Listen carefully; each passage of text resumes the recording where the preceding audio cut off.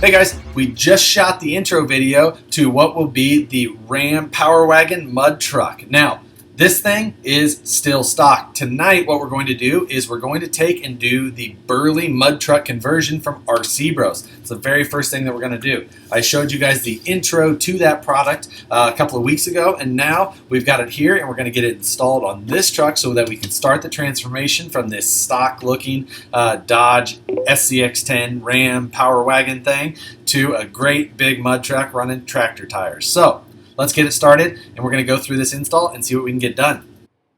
The first step is going to be removing the stock sliders and all the hardware that holds the skid plate into the chassis. Next, remove the rear shock mount from the vehicle, making sure to keep track of that spacer behind it. Remove the transmission and skid plate from the stock rails and just let it hang below. Attach the Burly mud truck conversion plates to the side of the skid plate using all of the stock hardware. Make sure to reattach the links through it just like they were attached to the chassis. Now we're going to actually remove that front battery tray assembly so that we can get to the screws inside of that receiver box. Reason is that we need to remove the two screws at the bottom of that box so that we can remove those small supports that go inside of the C-channel. We need those gone to be able to bolt in the Burly mud truck conversion in those front holes of the chassis. Attach the Burly mud truck conversion using the hardware provided through the holes in the chassis. Some of the holes may be a bit small because they're not made for a 3mm screw. You can either force the screw through it or you can drill it out slightly.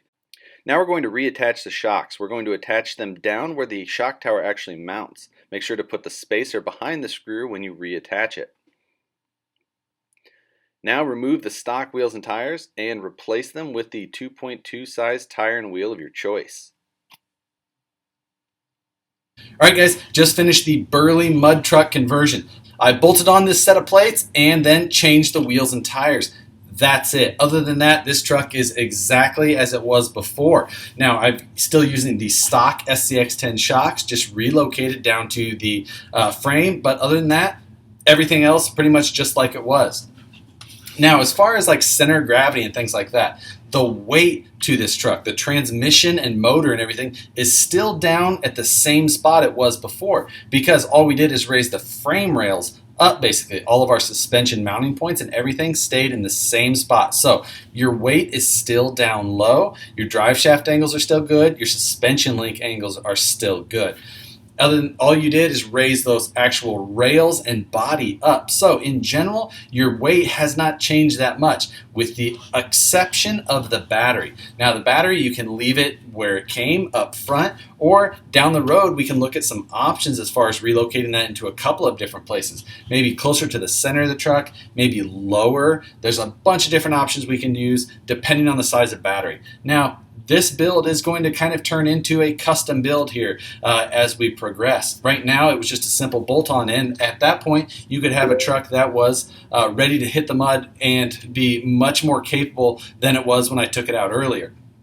These are the 2.2 RC four-wheel drive Mud Basher tires. They're nearly 6 inches tall. Huge. Right now, I've got them temporarily mounted to some 1-inch wide Crawler Innovations 6-bolt wheels. These will get changed out to the 1.5-inch wide 6-bolt wheels though. So they'll still look the exact same. They're just going to be a little bit wider, and then I will mount these to the tire or to the wheel permanently. Right now, they're just mocked up in there for looks and just mock-up reasons in general. But this thing is definitely a pretty serious looking car. Right now, I've got 475 SLW hubs mounted to those wheels. The final SLW hubs are going to be a little bit wider. I'm going to gain about a 1/2 inch overall width compared to what I have here right now. So that will change a little bit as well. But for the most part this week, this is what I wanted to show you. I wanted to show you that with just the addition of those plates and a set of wheels and tires, you could really change up the look of a car. Now, as this build goes, things are going to get way more intense as we go, and in the end, we're going to end up with a truck that's pretty serious looking with some pretty cool parts overall. So stay tuned for that, guys. Again, every Monday, we're going to have a video on this thing, and I'm going to keep working hard tonight to try and get ahead of you guys so that I make sure to stay to that schedule as much as I possibly can.